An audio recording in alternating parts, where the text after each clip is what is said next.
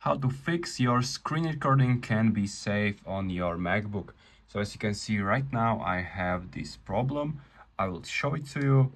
I'm gonna press Command Shift and 5 to screen record. And if I click, it will start screen recording as always. I'm gonna stop this.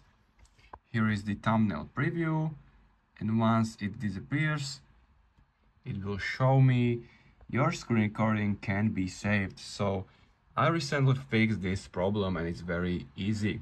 So in order to do that, again, click Command, Shift and number 5 to preview this screen recording. Click on Options and I got it to save to desktop. When I switch this to, for example, Documents and start screen recording, as you can see in this area menu bar, screen recording is active. I'm gonna quit screen recording. Here is the thumbnail preview.